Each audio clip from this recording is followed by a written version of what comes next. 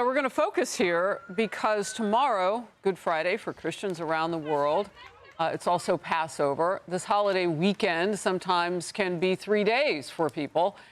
And look at what happens on some weekends. Teenage takeovers that out of Chicago, taking the country by storm, wreaking havoc and putting others at risk. A mob damaged nearly 30 cars as they descended on the city's Hyde Park neighborhood. Beautiful area, by the way. Jumping on rooftops and breaking windshields, one person arrested there. Washington, D.C. also has seen teenage takeover chaos. The city council postponed a vote on extending its emergency curfew, which means it's now set to expire this month. U.S. Attorney for the district, Jeanine Pirro, says that is a horrifically bad idea.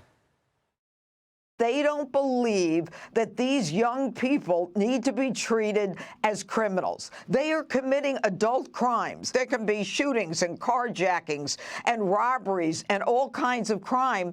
And then all of a sudden, we're surprised to see them committing a murder. The D.C. Council protects these kids, and they are creating the criminal violence that doesn't allow us as prosecutors to go in and treat them as the criminals that they are. This is Outnumbered. I'm Harris Faulkner, here with my co-host Kayleigh McEnany. Also joining us today, Laura Trump, host of My View with Laura Trump, fantastic, and Rosanna Scotto, Fox 5 New York anchor and host of The Underground Economy on Fox Nation. Guy Benson is here, Fox News political analyst and host of The Guy Benson Show on Fox News Radio. Well, this trend is spreading to major cities, small towns alike, even Glendale, Wisconsin, where more than a dozen spring breakers were arrested when a mob invaded a mall and started multiple fights. Wisconsin lawmakers were warning they couldn't just shrug this incident off. Well, it seems like, Laura, that this is a no-brainer, right? This shouldn't be hard to adjudicate. You heard Jeanine Pirro there, U.S. Attorney for the district, the D.C. district. What do you think is the inertia around consequences here? Well, I think consequences, that is the key word of all of this. And I think this is a symptom of a bigger problem, which is that there's been very little accountability when it comes to criminals in general, especially in blue areas around this country. Look at a place like Washington, D.C., where you have Muriel Bowser saying, I want that curfew in place. You saw crime drop whenever law enforcement was actually able to do their job. When President Trump brought in the National Guard, crime fell throughout the bottom there. And the problem is you have so many of these kids understanding they won't be tried as adults. They're going to be tried as juveniles. They're not going to have any accountability. They see adults going without consequences as it is. So what do you expect to happen? We need a dose of tough love for these kids. They need to be held accountable because this is their future. This is the future of our country, Harris. But sadly, this is the case in so many areas around America. So you mentioned her. D.C. Mayor Bowser says, quote, I am deeply disappointed by the council's decision to allow the juvenile curfew zones to expire. As adults, we cannot abdicate our responsibility to respond to behaviors that put young people or our community at risk. I urge the council to reconsider. So you've got the mayor there, Guy. The mayor is less left-wing than the city council. And this is an important point. Mayor Bowser, I live in the D.C. area, has not been a good mayor. There's been a real regression in D.C. over the last decade plus in a lot of ways.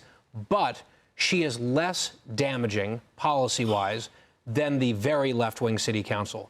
She announced a few months ago she is not going to seek re-election this year. So there'll be a new mayor in D.C. And I think it's important to remember it can always get worse. Here is Mayor Bowser begging for this curfew to stay in place. She's being overruled, apparently, by this left-wing council. And if you don't think you can downgrade from a Muriel Bowser in D.C., I offer you Exhibit Johnson, Brandon in the city of Chicago after Lori Lightfoot. It can get worse if voters decide to make it so. Rosanna? I was just going to say, you know, these are social media events for these kids. They're dying to be around their friends. So they see this stuff on social media, they go, and you know it's going to get out of hand. All it takes is one person to, like, come up with a bad idea, and it's going to go dangerously wrong. We had this in New York City a few years ago. Kai Cenat, a big social media star, promised a giveaway in Union Square. The next thing you know, thousands of young kids descended on Union Square. They were jumping on cars, buses, throwing stuff at police, property damage. I mean, these kind of situations are just, they need to be controlled, because somebody is really going to lose their life in something that's meant to bring young people together. I think you're being kind. I don't think they do it because they want to be around their friends. They're around a bunch of strangers. They don't even know these people. I feel like they're they do looking it to for flex and get attention. Well, I think part of it is these kids want to be social media stars. Right. And this Attention might be and flex. their That's my entree point. into that. Yeah. Kaylee. Now, let me offer you another exhibit guy. Zoran, Mamdani, or maybe Mamdani, Zoran. We went from Eric Adams to a full-on, full-blown socialist. So here we are in New York City. It can get worse. Case in point, where we are sitting. But let me look at the left writ large here. I was reading the Chicago mayor, to whom you referred, Brandon Johnson. He has said, because this is also happening in Chicago, these street takeovers, he said that it's reckless and irresponsible. And I thought to myself, I remember what Brandon Johnson used to say. I remember when he quibbled with a reporter for using the term mob. I remember when Brandon Johnson said, quote, "It's important that we speak of these dynamics in the appropriate way. This is not to obfuscate what's actually taken place, but we have to be very careful when we use language to describe certain behavior." And he went on to essentially defend these juveniles by quibbling over the nomenclature. And then I look past that, and I look at what's happening in D.C., and it's the same kind of insidious ideology on the left, and it is pervasive, because you had the D.C. Attorney General, Schwab, his name is Brian Schwab, this was 2 years ago, say, kids are kids. So that was his defense of juvenile crime. Kids are kids, he said. And he said he would not prosecute juveniles as adults. And that would mean, as Heritage Foundation points out, even if they are weeks away from turning 18, he would not prosecute them as adults. And this can have deadly consequences. Look, this didn't happen in a street takeover, but I remember when Mohammed Anwar, a 66-year-old Uber Eats driver, lost his life because a 13 and a 15-year-old girl used a stun gun on him. He lost control of his car, and his body was dragged, and he lost his life. These juveniles need to be held accountable for their reckless behavior and this insidious ideology of kids are kids. It doesn't work, and it's deadly. So you bring me to the next point that I would ask about, Kaylee, and that is, we know that recidivism is not a way to incentivize good behavior. You only get better at what you do more of, even if it's evil and bad. So if we're not going to give them consequences, then yeah, it's a no-brainer to think that the ramp-up's going to be tougher crime. I was looking at some of these local reports, and the one that I mentioned about Brandon Johnson, in one case where they were looking at juvenile crime, the juvenile had like 10 crimes on their record. So you have to get serious about this. Yes, kids make mistakes, but when it's over and over and over, people end up getting hurt. Well, and also, just to add to that as well, there are a lot of these gangs who essentially know, these criminal groups who understand that they can go out and find a 15, 16, 17-year-old to commit these crimes. And they say, well, you're not going to be held accountable for it anyway.